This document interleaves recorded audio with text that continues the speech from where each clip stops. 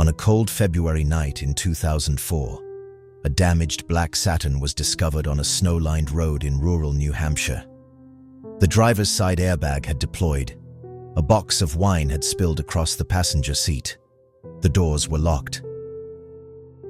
By the time police arrived, just 7 minutes after a passing motorist reported the accident, the driver was gone, vanished into the darkness of the White Mountains. No footprints in the snow, no sign of where the driver had gone, just an abandoned car and questions that would haunt investigators for decades. Her name was Maura Murray. She was 21 years old, a nursing student, a runner, a daughter, a sister. And in the span of those 7 minutes, she became one of the most perplexing missing persons cases in New England history. What happened on Route 112 that night? Did Maura flee to avoid a DUI? Was she picked up by a passing driver with sinister intentions? Or did she deliberately vanish, walking away from her life into the frozen wilderness? The temperature that night dropped to about 10 degrees Fahrenheit. The terrain was rugged, isolated, unforgiving. Survival, even for someone prepared, would have been challenging.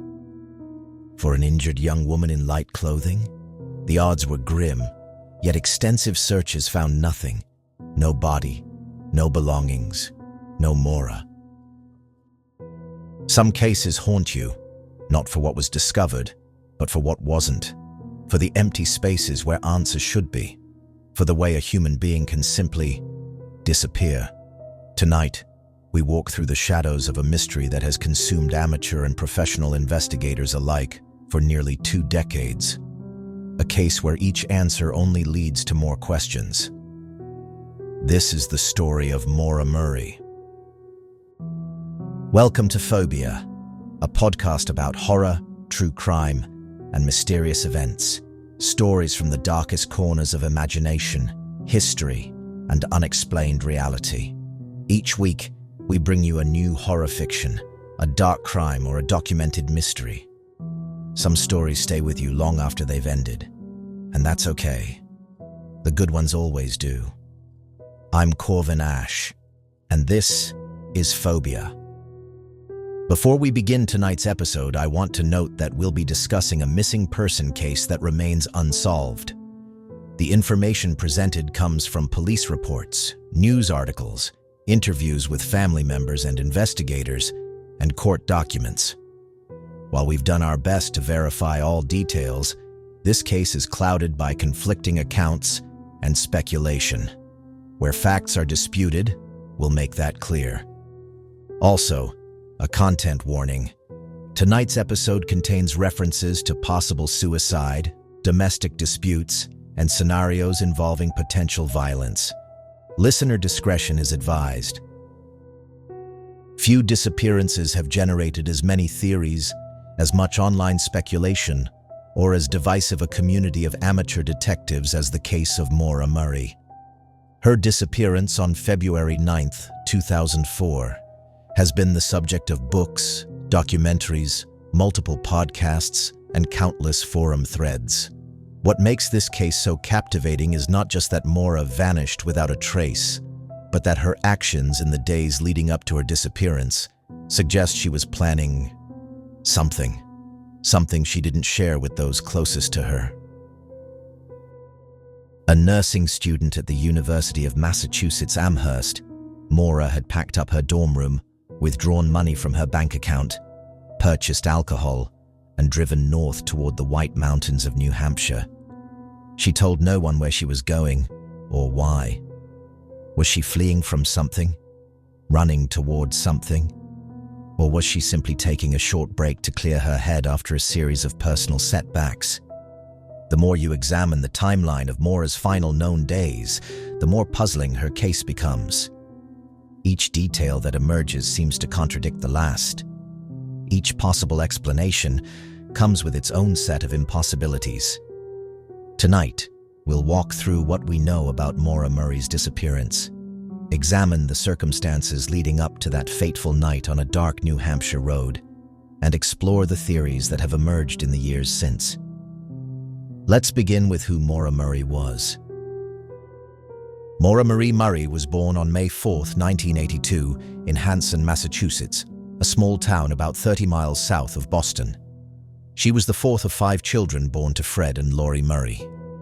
By all accounts, Maura was intelligent, athletic, and driven, qualities that would later make her disappearance all the more baffling to those who knew her.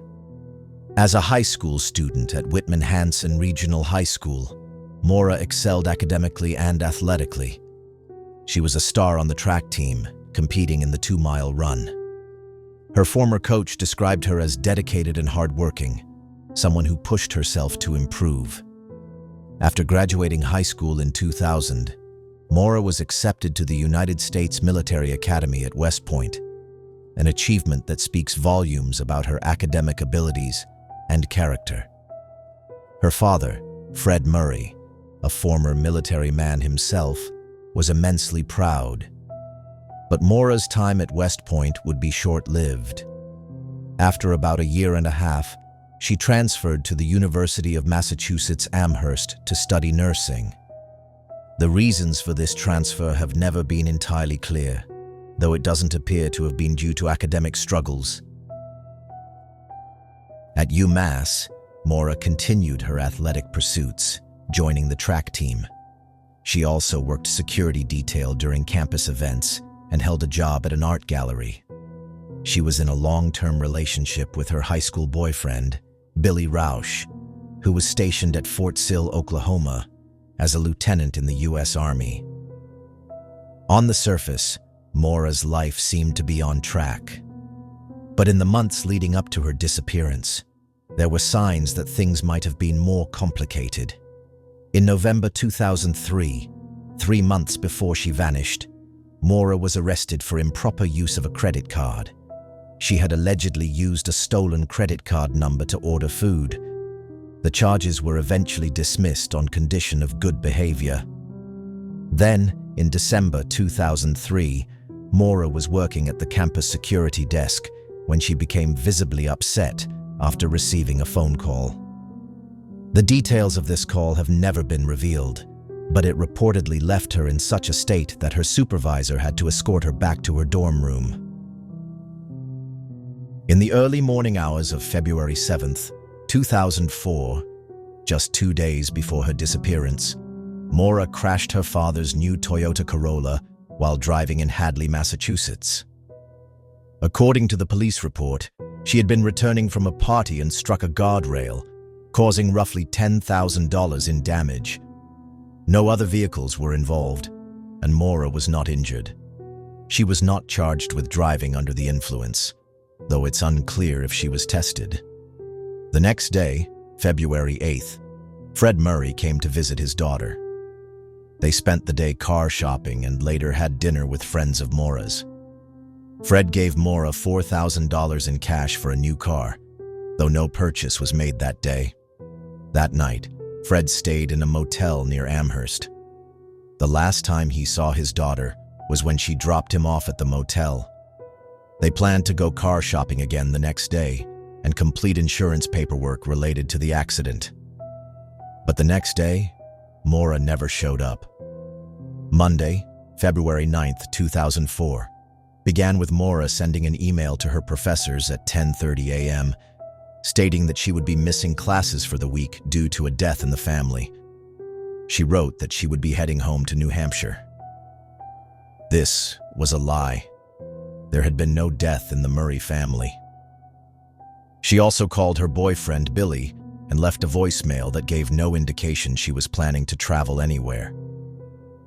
Around 3:30 p.m., Maura withdrew $280 from an ATM, leaving her with approximately $280 in her account.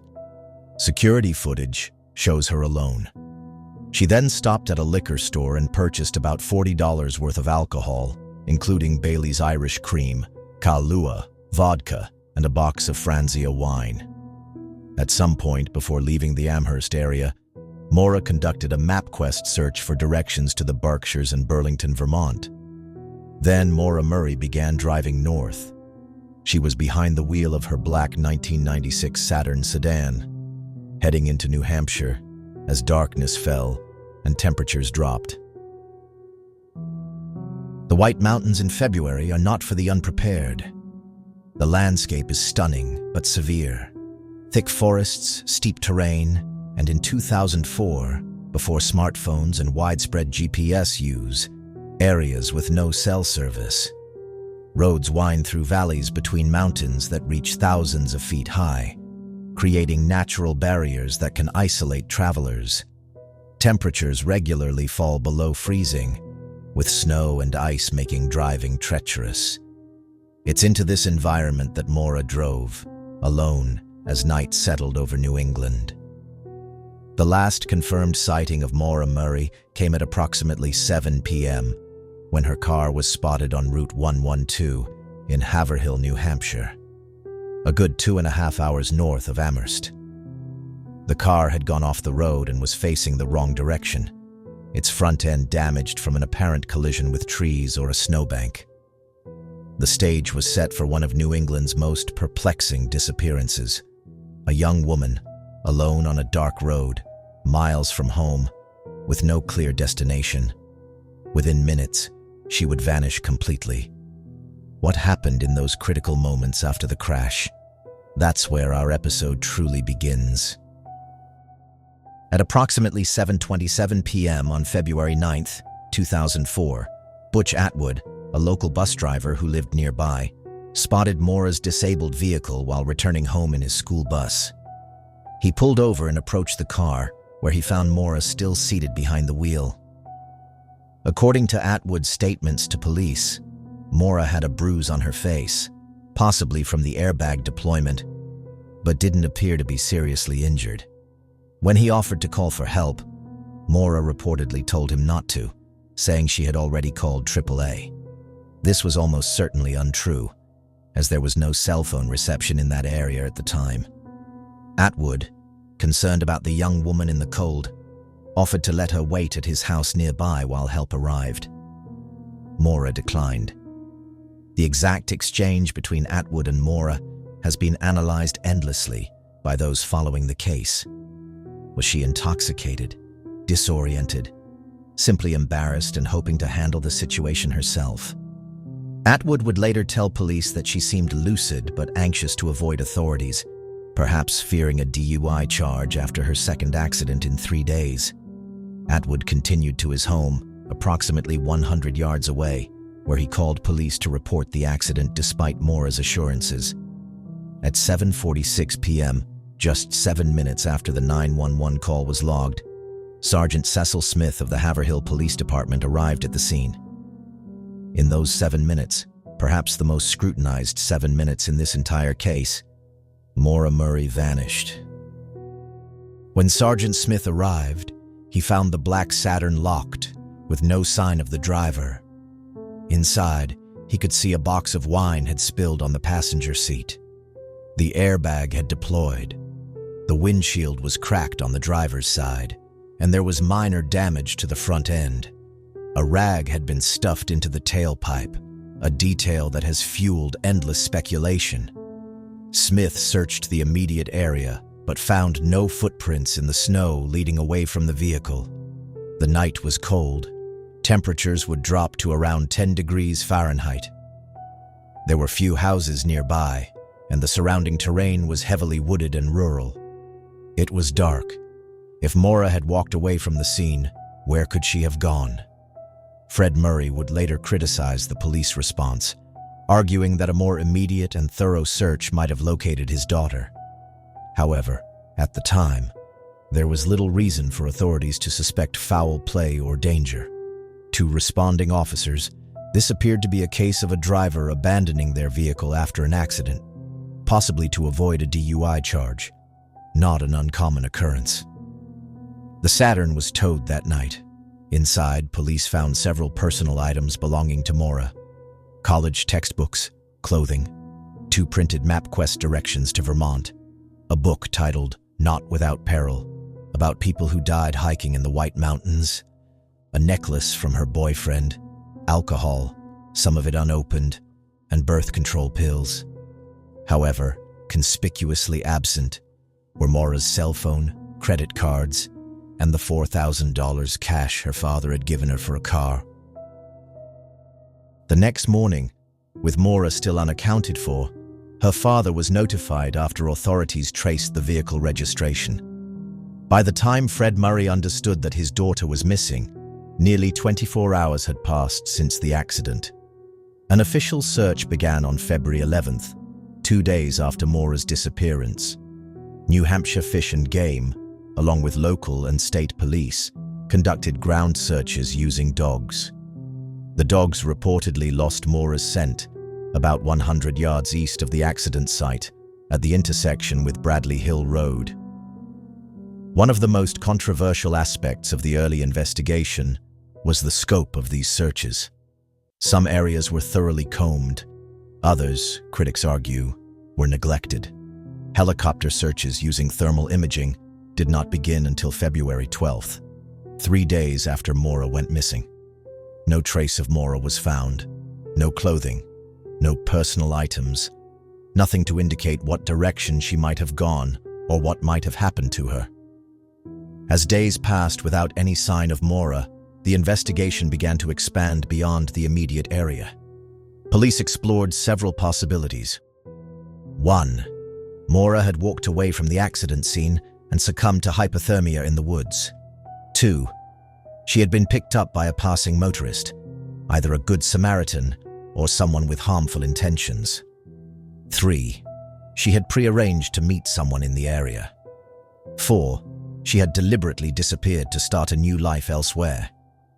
Each theory had its strengths and weaknesses, and each has been extensively debated in the years since. The hypothermia theory seems plausible on its face. The weather was dangerously cold, and if Maura had been drinking and possibly concussed from the accident, she might have become disoriented in the woods. But extensive searches never located a body, even after the snow melted in spring. The theory that she was picked up by a passing motorist also has merit. Route 112, while rural, was not completely deserted. Someone could have offered her a ride. But if it was an innocent ride, why has Maura never been heard from again? And if it was someone with harmful intentions, how unlucky would Maura have to be to encounter such a person in that specific 7-minute window? Some have speculated that Maura had arranged to meet someone in the area, possibly explaining her trip north. But no evidence has ever emerged to support this theory, and no one has come forward claiming to have had such an arrangement with her. The deliberate disappearance theory points to Maura's actions before leaving Amherst, emptying her dorm room, withdrawing cash, emailing professors with a fabricated story. Was she planning to start over somewhere? Had she reached a breaking point? We will never know. The timeline of that evening has been reconstructed minute by minute, yet those crucial 7 minutes between Butch Atwood leaving and Officer Smith arriving remain a black hole in this case. 7 minutes that changed everything. 7 minutes that have launched thousands of hours of investigation, speculation, and heartache. What we know for certain is that a young woman vanished on a cold February night in New Hampshire. She left behind confused loved ones, a damaged car, and a mystery that continues to captivate and frustrate true crime enthusiasts nearly 2 decades later. In the hours and days after her disappearance, the investigation would intensify, spreading outward from that lonely stretch of Route 112 like ripples in a pond. But would these expanding circles of inquiry bring investigators any closer to the truth? As days turned into weeks and weeks into months, the investigation into Maura Murray's disappearance grew both more extensive and more fragmented. In April 2004, 2 months after Maura vanished, New Hampshire authorities officially classified her disappearance as a criminal case. This designation allowed them to keep certain details confidential, a decision that has frustrated true crime enthusiasts, but that investigators deemed necessary to protect the integrity of their work.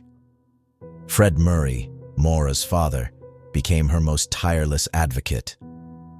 Dissatisfied with the official investigation, he began conducting his own searches, returning to the White Mountains weekend after weekend, distributing flyers, talking to locals, and keeping his daughter's case in the public eye. "I need to find my daughter," Fred told reporters in 2007. "I need to know what happened to her, whether it's good or bad. I need to know." Fred's persistence led to friction with law enforcement. He believed they hadn't done enough in the crucial early days of the investigation. He filed a lawsuit against several agencies seeking access to the case files, arguing that public records laws entitled him to the information. The New Hampshire Supreme Court ultimately ruled against him in 2006. In the void created by limited official information, theories multiplied.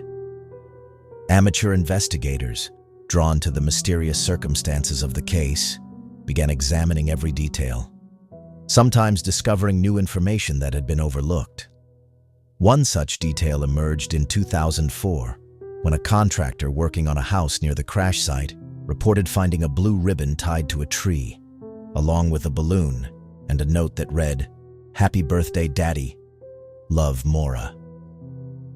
The items were found on February 9, 2005, exactly 1 year after Maura's disappearance. Police collected these items, but their significance, if any, has never been publicly explained. The case gained renewed attention in 2007 when items of clothing were discovered about a mile from the crash site. Initial excitement that these might be connected to Maura was dampened when forensic testing found no link to her case. In 2010, a bone fragment discovered near the crash site prompted another flurry of activity, but DNA testing confirmed it was not human. As technology evolved, so did the investigation. In 2019, ground-penetrating radar was used to examine an area where cadaver dogs had alerted, beneath a basement concrete slab poured shortly after Maura's disappearance. The FBI became involved in this phase of the investigation, but once again, no conclusive evidence was found. Throughout the years, several searches have been conducted in the wooded areas near where Maura's car was found. In July 2022, the New Hampshire State Police, in coordination with the FBI, conducted another search of an area along Route 112. Once again, no evidence related to Maura was discovered.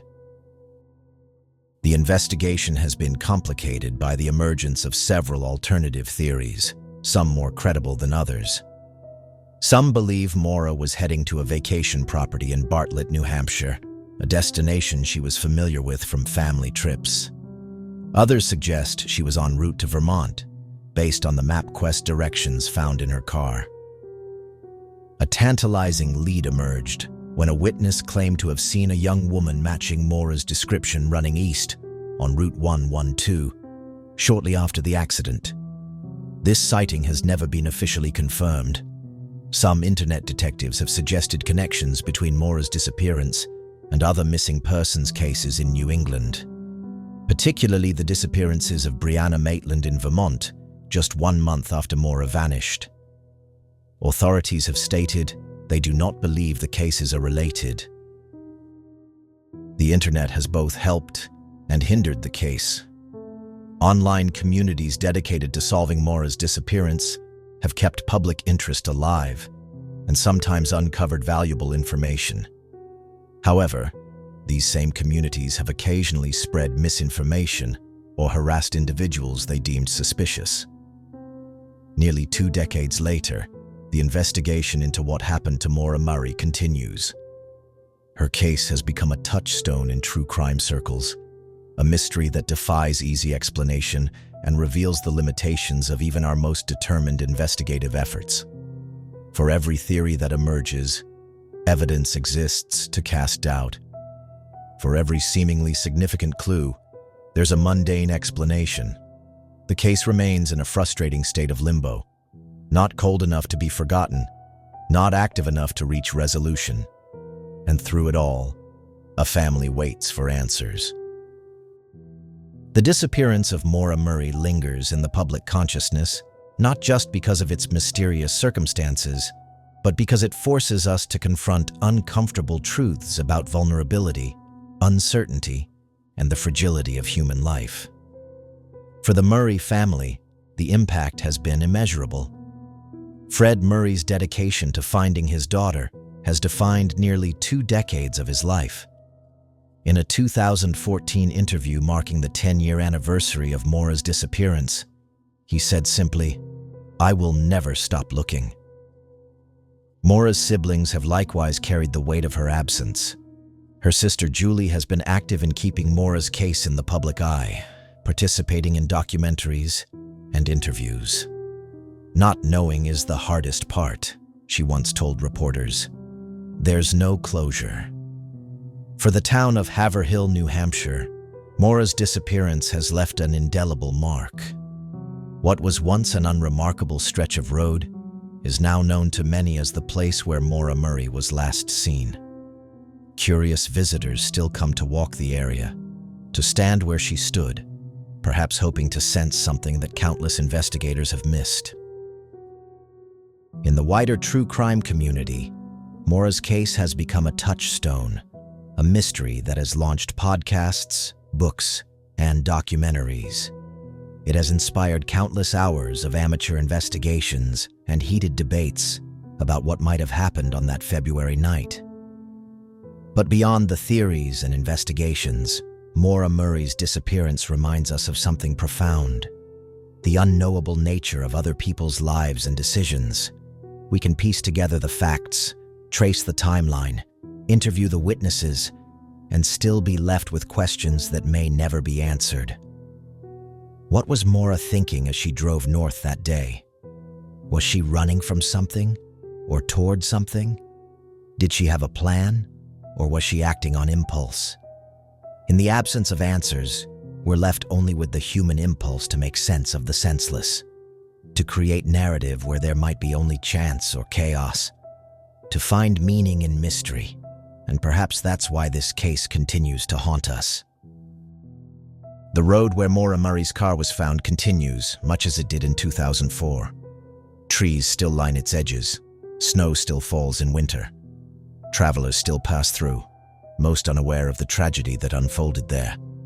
But for those who know the story, that stretch of asphalt holds a question that refuses to be silenced. What happened to Maura Murray? Perhaps someday we'll know. Perhaps a hiker will find something significant in the woods. Perhaps someone carrying a secret will finally speak. Perhaps advances in technology will shed new light on old evidence.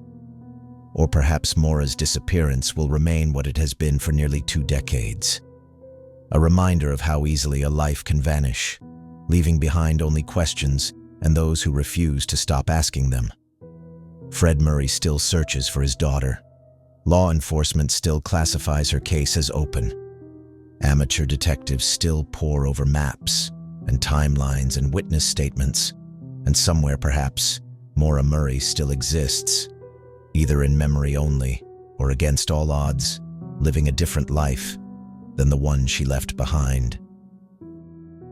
I am Corvin Ash, and this was Fobia, where stories move between reality and nightmare. Thank you for walking this path with me. If you liked this episode, consider following the show or leaving a review. It helps more than you know. You can find Fobia on social media at Fobia Podcast for a glimpse of what's coming next, or to share your own most unsettling stories. Next week, we'll return with something new, a dark case, a mind-bending mystery, or a blood-chilling story. Whatever it is, it will stay with you. Until then, stay safe